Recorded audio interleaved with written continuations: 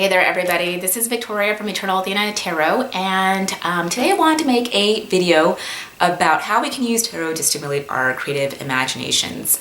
Lots of times we see the tarot cards and we think about it solely as a tool for divination or fortune telling or pulling down any kind of wisdom from the universe or our guides.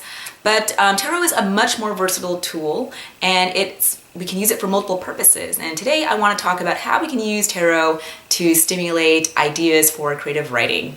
I believe that tarot can be used in any artistic discipline. If you're a musician or painter or sculptor, I think there's ways to use tarot. However, I'm not going to be speaking to that since I don't personally have any experience doing those things.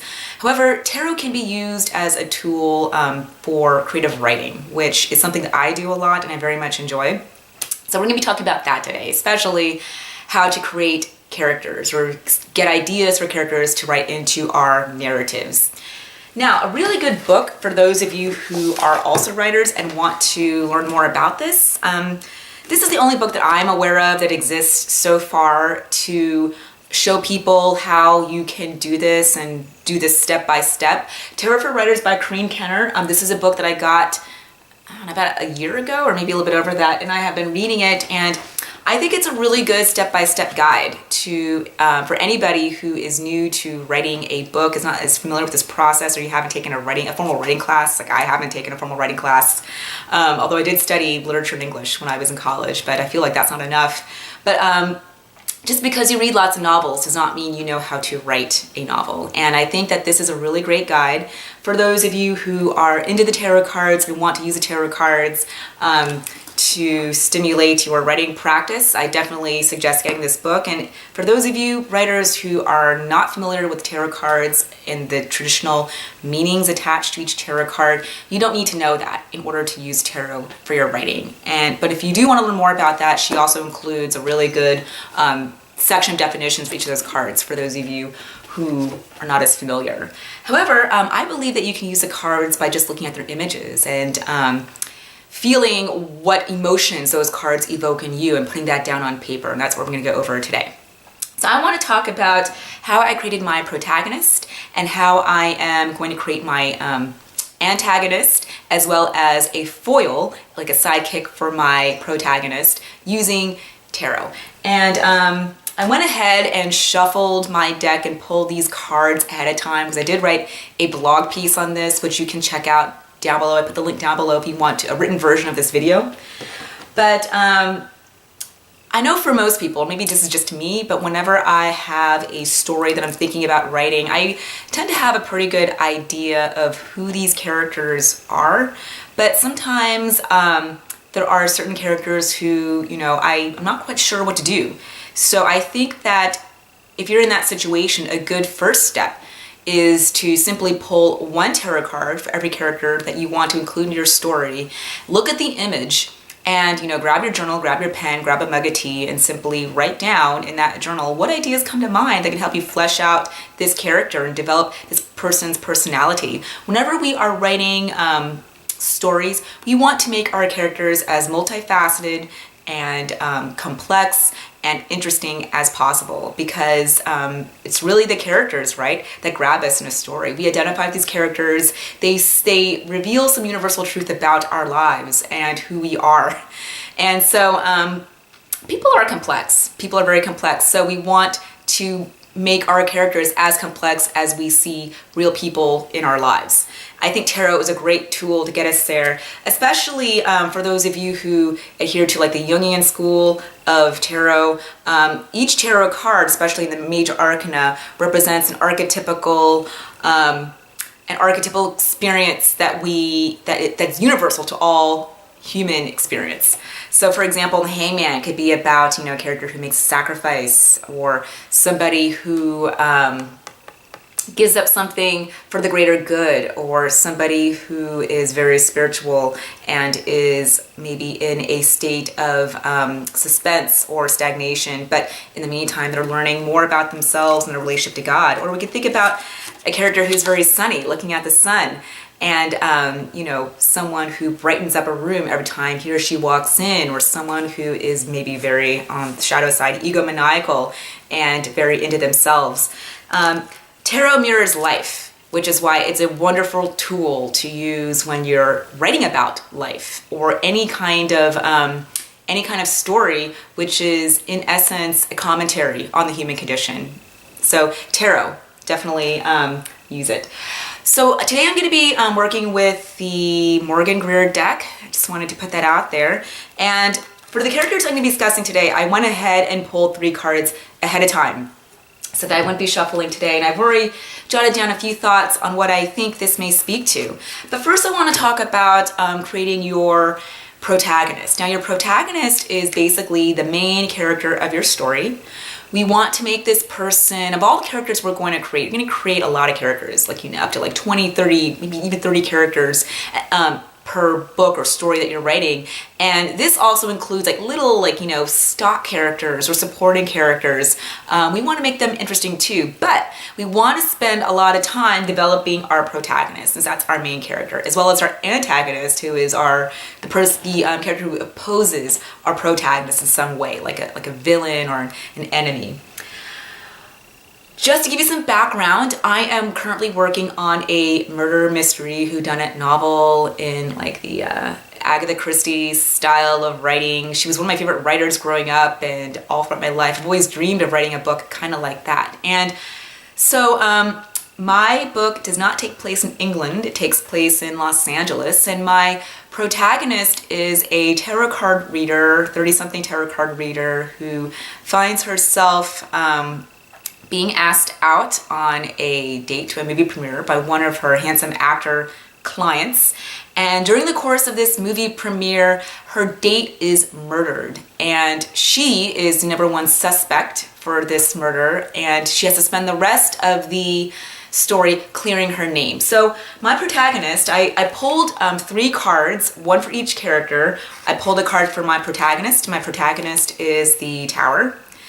And my protagonist's name is Gwendolyn Greenfield. I already gave her a name. I've already thought a little bit about who she is, but I wanted to ask Tarot, well, what is something that makes her distinctive? I highly recommend, whenever you're writing anything, that any main character you create, who's like the centerpiece of a story, needs to have something that's distinctive, something that we all remember this person by, because that's really what we relate to when we're picking up a story. So I got the Tower, and this is the Morgan Greer deck, and this card shows a very explosive scene. It's like a scene of crisis, a scene of emergency, and we see these lightning bolts striking this large, tall building, and it's creating this explosive, fiery situation, and we see 2 people who are kind of falling to the ground.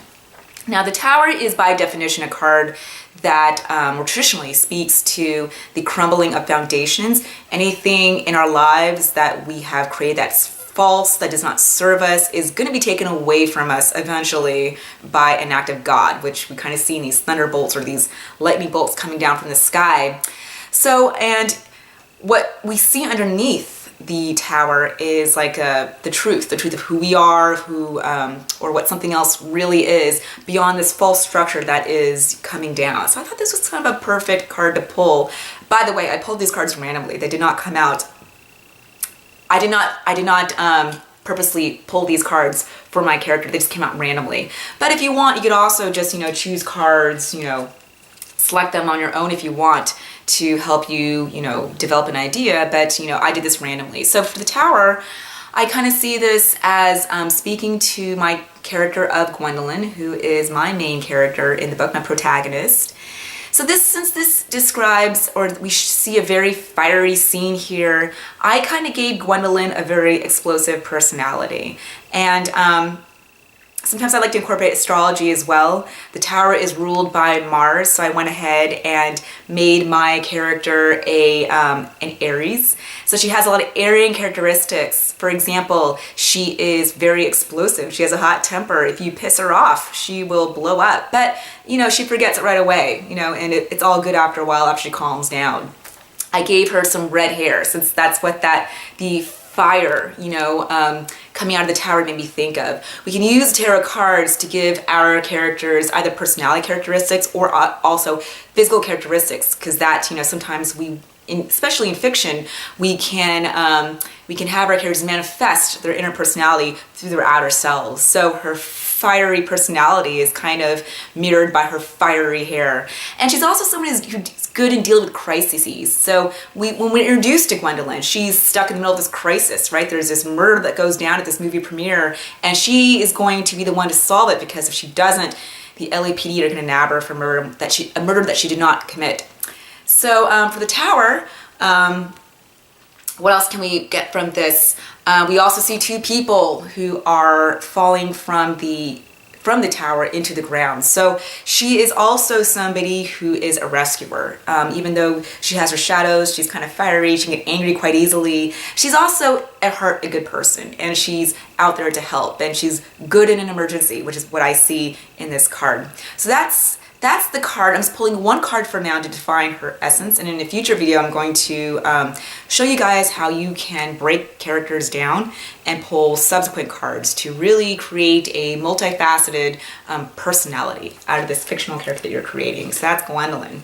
Now next I want to talk about our antagonist. The antagonist is the mirror opposite of the protagonist, and this is kind of like an arch villain, an enemy. You think about Harry Potter versus Draco Malfoy. Harry Potter is our protagonist, Draco Malfoy is our antagonist. Or we can think about Darth Vader in Star Wars. That's another classic antagonistic kind of person who is the force to be defeated and a challenge to be overcome. So for my antagonist, I haven't thought this character through so much yet, but I randomly pulled the death card for my antagonist. So the antagonist is clearly, in a murder mystery novel, going to be the murderer, and this is also someone who has set Gwendolyn up for the murder that he or she committed. I'm not quite sure what gender this person is yet. I thought it was really cool how, on the one hand, I got the tower ruled by Mars,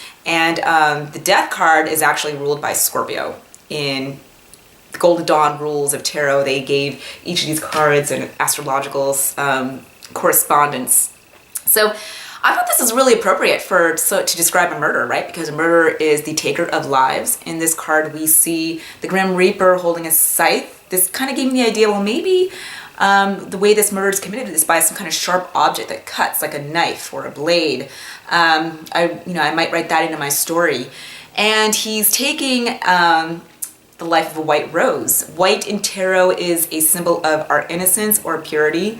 And what I really love about murder mystery, that genre, is that everything on the surface level of life looks great and pristine and perfect. But once you dig a little deeper and you really look into the characters of certain people, what we see on the surface does not at all match up who they are on the inside.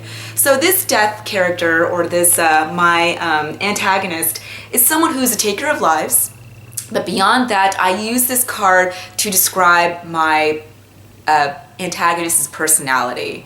So you think of death, scorpionic personalities are kind of mysterious. They hide a lot of things. They can be very charismatic.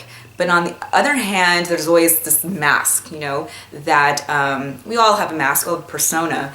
But, Death or Scorpio does it a little bit better than everybody else. So that's my antagonist. And we'd also use this card to describe the physical characteristics of our characters. So Death, the Grim Reaper wears all black. Maybe my antagonist wears all black in the story. He kind of has this, or she kind of has this emaciated skeletal look. Death is literally a skeleton. So maybe my antagonist is super thin, or she kind of is very pale, or maybe she looks literally like a walking death type of person. That's one way to, use the death card to describe the character you're developing. Now lastly, I want to talk about the foil. The foil functions as a sidekick of the antagonist.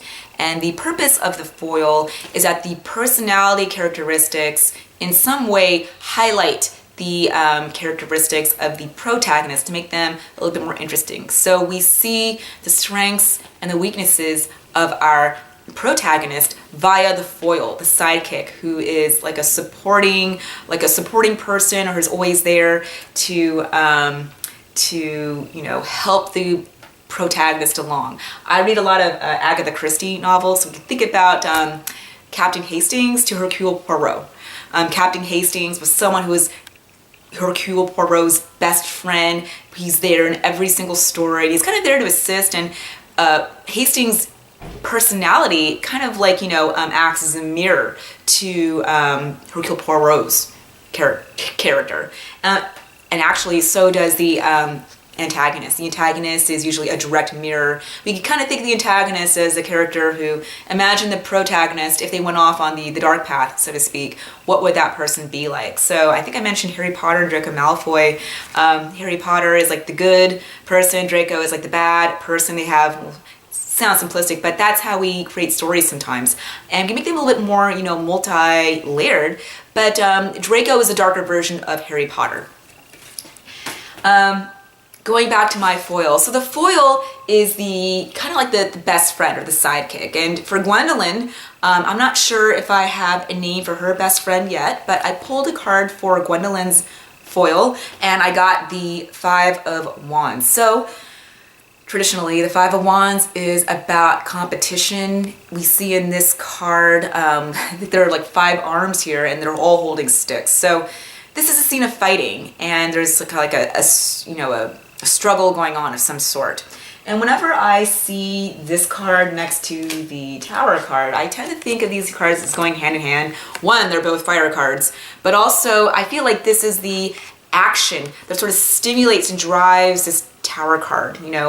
We're stirring things up, and then the end result is this massive explosion. So I kind of see Gwendolyn's best friend as somebody who is going to instigate her, who's going to, of course, support her, but she's someone who pushes Gwendolyn to dig a little bit deeper, to continue looking, and she's going to maybe stimulate, Gwendolyn's, not her anger, but her inner fire, and to get her to fight for something and to take action on something. So that's kind of how I see her foil based on the Five of Wands. And we could also give her some of her own personal characteristics. Maybe she's a highly competitive person, which might make sense, for a sidekick of an Aries. Aries itself is very competitive as well. But in terms of our foil, she is someone who likes to be maybe an individualist, or maybe encourages Gwendolyn to be more individualistic and to stand up for herself, since this is a fighting scene. And that's basically what I got from these cards. Now again, like I said, you don't need to know anything about the traditional meanings of tarot in order to use tarot images in your creative writing. My suggestion, again, is just get yourself a notebook, a pen, and a mug of tea, and pull cards and simply write what you see. And if you don't have a certain character in mind, especially for like smaller characters, supporting characters, stock characters, then go ahead and just pull random cards and just write down the first thing that you get when you pull those cards, and you may be surprised at the at what you come up with. I think that is it for this video. I created a article, a blog post to accompany this video, and you can check that out. I put the link to that in the text box below. If you want to book a reading with me, you can find me at eternalathena.com, and I will be seeing you next week. I'm going to be creating a video on how we can flesh out our characters with my, I create a character creation spread. That'll be the topic for next week. That is all for today. I will talk to you guys later. Bye.